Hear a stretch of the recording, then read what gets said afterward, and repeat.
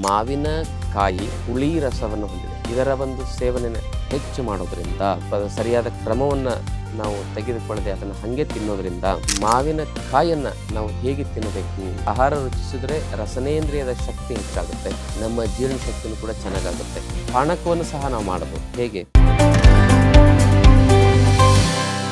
ಶ್ರೀ ಗುರು ಬಸವಲಿಂಗಾಯ ನಮಃ. ಓಂ ನಮಃ ಶಿವಾಯ. ಸರ್ವರಿಗೂ ಭಕ್ತಿಯ ಶರಣಾರ್ಥಿ. ಆತ್ಮೀಯರೇ, ಇವತ್ತಿನ ಸಂಚಿಕೆಯಲ್ಲಿ ಮಾವಿನಕಾಯಿ ಆರೋಗ್ಯಕ್ಕೆ ಎಷ್ಟು ಹಿತಕರ ಅನ್ನುವ ಮಾಹಿತಿಯನ್ನು ನೋಡೋಣ. ಮಾವಿನಕಾಯಿ ಹುಳಿ ರಸವನ್ನು ಹೊಂದಿದೆ, ವೃಕ್ಷ ಗುಣಧರ್ಮವನ್ನು ಹೊಂದಿದೆ. ಇದರ ಒಂದು ಸೇವನೆ ಹೆಚ್ಚು ಮಾಡೋದ್ರಿಂದ ಅಥವಾ ಇದರಲ್ಲಿ ಯಾವುದೇ ಒಂದು ಸರಿಯಾದ ಕ್ರಮವನ್ನು ನಾವು ತೆಗೆದುಕೊಳ್ಳದೆ ಅದನ್ನು ಹಾಗೆ ತಿನ್ನೋದ್ರಿಂದ ನಮ್ಮ ರಕ್ತ ಕೆಡುತ್ತೆ. ಆಮೇಲೆ ವಾತ ಪಿತ್ತ ಕಫ ಮೂರೂ ದೋಷಗಳು ಹದಗೆಡ್ತವೆ. ಅದಕ್ಕಾಗಿ ಮಾವಿನಕಾಯಿಯನ್ನ ನಾವು ಹೇಗೆ ತಿನ್ನಬೇಕು ಅನ್ನೋದನ್ನ ಸರಿಯಾಗಿ ತಿಳ್ಕೊಂಡು, ನಮ್ಮ ಶಾಸ್ತ್ರದಲ್ಲಿ ಹೇಳ್ತಾರೆ ಇದರ ಪ್ರಯೋಗ ಉಪ್ಪಿನಕಾಯಿ ರೂಪದಲ್ಲಿ ಮಾಡಬಹುದು ಅಂತ ಹೇಳಿ. ಉಪ್ಪಿನಕಾಯಿ ಹಾಕ್ತೇವಲ್ಲ, ಮಾವಿನಕಾಯಿ ಉಪ್ಪಿನಕಾಯಿನ ಹಾಕ್ತೇವೆ. ಅದನ್ನು ಮಾಡೋದ್ರಿಂದ ನಮ್ಮ ಆಹಾರ ರುಚಿಸುತ್ತೆ. ಆಹಾರ ರುಚಿಸಿದ್ರೆ ರಸನೇಂದ್ರಿಯದ ಶಕ್ತಿ ಹೆಚ್ಚಾಗುತ್ತೆ. ಹಾಗೇನೆ ನಮ್ಮ ಜೀರ್ಣ ಶಕ್ತಿನೂ ಕೂಡ ಚೆನ್ನಾಗಾಗುತ್ತೆ. ಅದಕ್ಕಾಗಿ ಮಾವಿನಕಾಯಿನ ಯಾವುದೇ ಕಾರಣಕ್ಕೂ ನಾವು ಉಪ್ಪಿನಕಾಯಿ ರೂಪದಲ್ಲಿ ಬಳಸೋದನ್ನು ಮಾತ್ರ ಯಾವತ್ತು ನಿಲ್ಲಿಸಬಾರ್ದು. ಉಪ್ಪಿನಕಾಯಿ ರೂಪದಲ್ಲಿ ಮಾವಿನಕಾಯಿ ಒಳ್ಳೆಯದು. ಹಾಗೇನೆ ನಾವು ಹಾಗೆ ತಿನ್ನಬೇಕು ಮಾವಿನಕಾಯಿ ಅನ್ನೋ ಆಸೆ ಇದ್ದವರು ಅವ್ರೇನು ಮಾಡಬೇಕು ಅಂದರೆ, ಅದರೊಟ್ಟಿಗೆ ಎಷ್ಟು ತಿನ್ನಬೇಕು, ಜಾಸ್ತಿ ತಿನ್ನೋಂಗಿಲ್ಲ. ಒಂದು ಎಷ್ಟು ಅಂದರೆ 10ರಿಂದ 20 ಗ್ರಾಮ್ನಷ್ಟು ಮಾತ್ರ ಮಾವಿನಕಾಯಿ ಸೇವನೆ ಮಾಡ್ಬೋದು. ಹೆಚ್ಚಂದ್ರೆ 20 ಗ್ರಾಮ್. ಅದರಲ್ಲಿ ಕಾಳುಮೆಣಸಿನ ಪುಡಿ ಒಂದು 4 ಚಿಟಿಕೆ ಮತ್ತು ಸೈಂಧವ ಲವಣ ಒಂದು ಅರ್ಧ ಚಮಚ. ಹಾಗೆಯೇ ಹಿಪ್ಪಲಿ ಅಂತ ಕರೀತಾರೆ, ದೊಡ್ಡ ಕಾಳುಮೆಣಸು, ದೊಡ್ಡ ಮೆಣಸು, ಅದನ್ನು ಹಿಪ್ಪಲಿ ಅಂತ ಕರೀತಾರೆ. ಅದರ ಒಂದು ಪುಡಿ ಒಂದು 2-3 ಚಿಟಿಕೆ.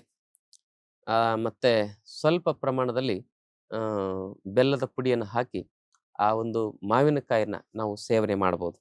ಇದರಿಂದ ಪಿತ್ತದ ದೃಷ್ಟಿ ಆಗೋದು ಕಮ್ಮಿ ಆಗುತ್ತೆ, ವಾತ ದೃಷ್ಟಿನೂ ಕೂಡ ಕಮ್ಮಿ ಆಗುತ್ತೆ. ಹೀಗೆ ಹಸಿ ಮಾವಿನಕಾಯಿ ತಿನ್ನಬೇಕಂತ ಆಸೆ ಇರೋರು ಹೀಗೆ ತಿನ್ನಬಹುದು. ಬದಲಾಗಿ ನಾವು ಹಾಗೆ ಮಾವಿನಕಾಯಿನ ಕೆಲವು ಜನ ನೋಡ್ರಿ ಹಾಗೆ ಕಟ ಕಡ್ಕೊಂಡು ತಿಂತಿರ್ತಾರೆ. ಅದರಿಂದ ರಕ್ತ ದೂಷಿತವಾಗುತ್ತೆ, ವಾತ ಪಿತ್ತ ಕಫ ದೂಷಿತವಾಗುತ್ತೆ. ಅದು ಬಹಳ ನಮ್ಮ ತ್ರಿದೋಷಗಳನ್ನು ಏನು ಮಾಡ್ತದೆ, ವಿಕಾರ ಮಾಡ್ತದೆ. ಅದಕ್ಕಾಗಿ ಅಂತಹ ಒಂದು ಪ್ರಯೋಗ ಮಾಡಕ್ಕೆ ಹೋಗ್ಬೇಡಿ. ಅದರೊಟ್ಟಿಗೆ ನಾವು ಏನನ್ನ ಬಳಸ್ಬೇಕಂತ ಹೇಳಿದಲ್ಲ, ಅದನ್ನು ಬಳಸಿ ಅದರ ಸೇವನೆಯನ್ನು ಮಾಡೋದು ಒಳ್ಳೆಯದು. ಮತ್ತು ಅದರ ಒಂದು ಪಾನಕವನ್ನು ಸಹ ನಾವು ಮಾಡಬಹುದು. ಹೇಗೆ? ಮಾವಿನಕಾಯಿ ಅದನ್ನು ಚೆನ್ನಾಗಿ ಹೆಚ್ಚು ಏನು ಮಾಡ್ಬೇಕಂತ ಹೇಳಿದ್ರೆ, ಸ್ಟೀಮ್ನಲ್ಲಿ ಬೇಯಿಸಬೇಕು. ಸ್ಟೀಮ್ ಅಂದರೆ ಈ ಇಡ್ಲಿ ಬೇಯಿಸ್ತೇವಲ್ಲ ಅಂತ ಸ್ಟೀಮ್ನಲ್ಲಿ ಆ ಒಂದು ಹೆಚ್ಚಿರ್ತಕ್ಕಂಥ ಮಾವಿನಕಾಯಿ ಒಬ್ಬರಿಗೆ ಆದರೆ ಒಂದು 30 ಗ್ರಾಮ್, 20ರಿಂದ 30 ಗ್ರಾಮ್ ಅದನ್ನು ಬೇಯಿಸಿ ಅದೇನು ಮಾಡಬೇಕು, ಅದನ್ನು ಪಲ್ಪ್ ತೆಗಿಬೇಕು. ಒಳಗಿನ ಪಲ್ಪ್, ಸಿಪ್ಪೆ ತೆಗೆದು ಪಲ್ಪ್ ತೆಗೆದು ಅದನ್ನು ಚೆನ್ನಾಗಿ ಒಂದು 20-30 ಗ್ರಾಮ್ನಷ್ಟು ಅದನ್ನು ಪಲ್ಪ್ ತೆಗೆದು ಅದನ್ನೇನು ಮಾಡಬೇಕಂದ್ರೆ ಚೆನ್ನಾಗಿ ಮಿಶ್ರಣ ಮಾಡಬೇಕು. ಒಂದು ಕಲ್ಬದಲ್ಲಿ ಪೇಸ್ಟ್ ಥರ ಆಗುತ್ತೆ.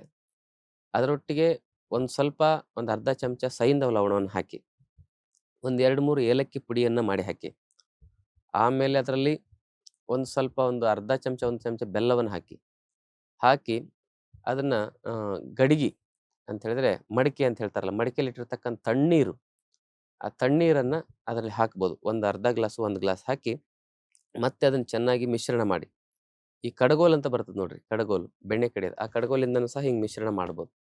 ಮಾಡಿ ಅದು ಅದ್ಭುತ ಪಾನಕ ಆಗುತ್ತೆ. ಅದನ್ನು ಸೇವನೆ ಮಾಡಿದ್ರೆ ಇನ್ಸ್ಟಂಟ್ ಎನರ್ಜಿ ಬರ್ತದೆ, ಸುಸ್ತು ನಿಶಕ್ತಿ ಕಮ್ಮಿ ಆಗುತ್ತೆ, ನರಮಂಡಲ ಸ್ಟ್ರಾಂಗ್ ಆಗ್ತದೆ. ಹೀಗೆ ಕಚ್ಚಾ ರಸವನ್ನು, ಆ ಒಂದು ಹುಳಿ ರಸವನ್ನು, ಒಂದು ಮಾವಿನಕಾಯಿಯ ಸ್ವಾದವನ್ನು ಅನುಭವಿಸ್ಬೇಕು ಅಂತ ಆಸೆ ಇರೋರು ಈ ಪಾನಕ ರೂಪದಲ್ಲೂ ಕೂಡ ತಾವು ಉಪಯೋಗ ಮಾಡೋದು ಒಳ್ಳೆಯದು ಅಂತಕ್ಕಂಥ ಮಾತನ್ನು ಹೇಳ್ತಾ, ಈ ಮಾಹಿತಿ ಇಷ್ಟವಾದಲ್ಲಿ ತಮ್ಮ ಬಂಧು ಮಿತ್ರರಿಗೆ ಶೇರ್ ಮಾಡಿಕೊಳ್ಳಿ. ಜೊತೆಗೆ ತಾವಿನ್ನೂ ಚಾನಲ್ ಸಬ್ಸ್ಕ್ರೈಬ್ ಮಾಡಿ, ದಯವಿಟ್ಟು ಸಬ್ಸ್ಕ್ರೈಬ್ ಮಾಡಿ. ನಮ್ಮ ಆಶ್ರಮದಲ್ಲಿ ಆರೋಗ್ಯ ಶಿಬಿರ ನಡೀತಾ ಇದೆ ಪ್ರತಿ ತಿಂಗಳು 26ರಿಂದ 30. ಅಲ್ಲಿ ನಾವೇ ನಿಮಗೆ ಆಹಾರದ ಬಗ್ಗೆ, ಯೋಗದ ಬಗ್ಗೆ, ಪ್ರಾಣಾಯಾಮದ ಬಗ್ಗೆ ಮತ್ತು ಶರೀರದ ಬಗ್ಗೆ, ಹೇಗೆ ರಚನೆ ಆಗಿದೆ, ಎನಾಟಮಿ, ಅದು ಹೇಗೆ ಕೆಲಸ ಮಾಡುತ್ತೆ, ಅದರ ಫಿಸಿಯಾಲಜಿ, ಅದಕ್ಕೆ ಹೇಗೆ ರೋಗ ಬರ್ತದೆ, ಅದು ಪ್ಯಾಥೋಫಿಸಿಯಾಲಜಿ, ಇವೆಲ್ಲವನ್ನು ನಿಮಗೆ ತಿಳಿಯುವ ಹಾಗೆ ತಿಳಿಸಿಕೊಡುವ ಪ್ರಯತ್ನ ಮಾಡ್ತೇವೆ. ಆಹಾರದ ಮೂಲಕ, ಮನೆಮದ್ದಿನ ಮೂಲಕ ಎಲ್ಲಾ ರೋಗಗಳಿಗೂ ಹೇಗೆ ಪರಿಹಾರ ಕಂಡುಕೊಳ್ಳಬೇಕು ಅನ್ನೋದನ್ನು ಸಹ ಅಲ್ಲಿ ನಾವು ನಿಮಗೆ ತಿಳಿಸ್ತೇವೆ. ಆಸಕ್ತಿ ಇರೋರು ಆ ಶಿಬಿರಕ್ಕೆ ಭಾಗವಹಿಸಿ ಅಂತಕ್ಕಂಥ ವಿಚಾರವನ್ನು ತಿಳಿಸ್ತಾ ತಮ್ಮೆಲ್ಲರಿಗೂ ಭಕ್ತಿಯ ಶರಣಾರ್ಥಿ.